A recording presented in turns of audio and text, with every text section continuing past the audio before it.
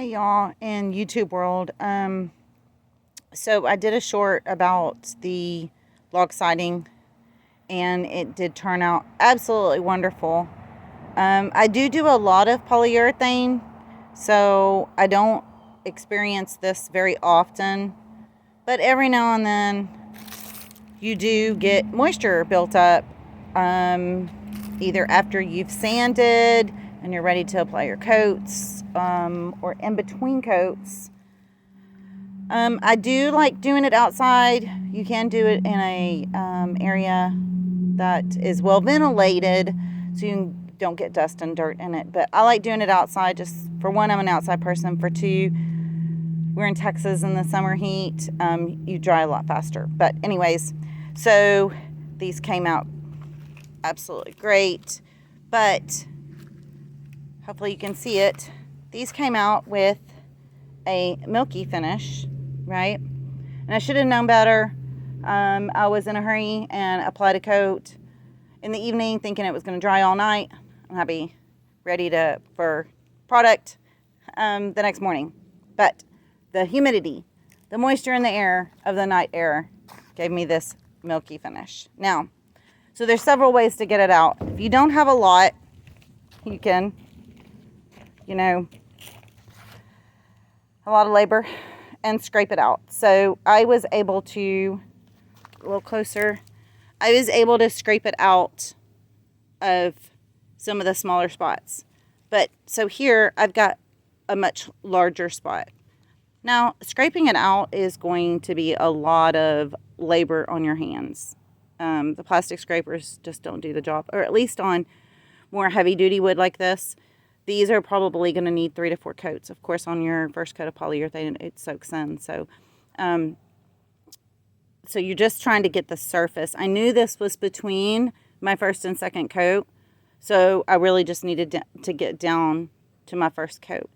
You can actually hit it with heat. I tried hitting it with a hairdryer. It didn't come out. It did get entrapped in between the first and second coat. And when the second coat dries, you're not getting it out. It has been sitting on this metal trailer for a week in the Texas heat, and it still did not come out. So when the heat does not get it out and you got small spots, you can scrape it out with no problem. You start getting to bigger spots like this, you're scraping and scraping and scraping. Now you can sand it out, okay, but it does gum up your sandpaper. Get ready to go through some sandpaper, but it's quick and easy. You can even just use a palm sander. I have a belt sander, but I don't really like using the belt sander on this because this has, being logs, or actually these are half logs, with the shiplap edge. It just, I can't control it, and this has a curve, and the belt sander's not as good. So palm sander's great. I did want to show y'all what I did with the scraping. It did get it out. I got, a good portion of it out through the second coat, so I didn't want to mess up too much of the first coat. The first coat soaks in so much that you're kind of more to the roughness of the wood. But like I said, you've got big areas, like this whole piece, it's just got that milky look to it, and the majority of that one too. Those are going to have to be sanded. I'm going to my hand's going to fall off with the scraper. So those are some ways to get it out, and the reasons that it can get in there. Mainly it's humidity, or like I said, moisture between your separate coats. Get some really good drying time.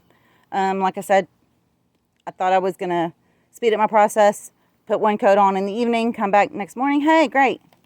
This doesn't happen very often, but if it does happen to you, if you have small spots, the small spots are perfect to go ahead and scrape out. The bigger spots, a lot faster if you just sand it out, but keep in mind you're going to be gumming up some paper. And like I said, the small spots you can just scrape out with no problem. So I hope that helps somebody. Like I said, this doesn't happen very often. I usually try my best to prevent it. But you start getting in a hurry, and guess what? You're not saving no time because you're having to go back and fix your mistakes. So learn from my mistakes. I have no problem making mistakes, and I have no problem learning from them. So learn from my mistakes. Polyurethane. I've had this happen on furniture too. So keep in mind, it's not just the type of wood that I'm working on. These are pine long siding. And keep in mind that if the wood is wet itself, moisture can come from anywhere. It just doesn't come just from, the coat in between the coats. If the wood is wet, you have to have that wood dry. And that's what I'm saying. I've had it happen on furniture before, and that's when I learned in the first place, is because, I would wipe down all my sawdust or have the furniture in a place that holded a little bit of moisture in the air from the air conditioner or something that I didn't even think of, right? Because your air conditioner puts moisture in the air. And like I said, I'm in Texas, so, one day you can have a pop-up thunderstorm and not realize. I've had that happen. Lay something out to dry, pop-up thunderstorm comes in, boom. I've got, it doesn't protect the wood. Your wood is not protected until all your coats are on and everything is 100% cured. So just keep in mind, anytime you're working with polyurethane, I know the clear polyurethane, has a tint. So the clear is made the same way. It's just not poly, right? So anytime that you're putting several coats, and you need that clear-ish look, you can get moisture trapped. And you really, really, really want to get that moisture out or prevent it in the first place. And like I said, be prepared if you're going to have to sand it out. You have a lot of it. Be prepared to go through some sandpaper. This polyurethane gums up sandpaper like nobody's business. Like I said, you can scrape, not have to really buy anything, but be prepared for some really good hand action. So I just wanted to throw that out there real quick.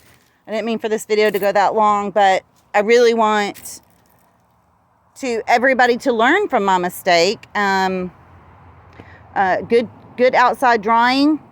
If you're in a place that's hot, and just watch your humidity, okay? So until next time, see y'all.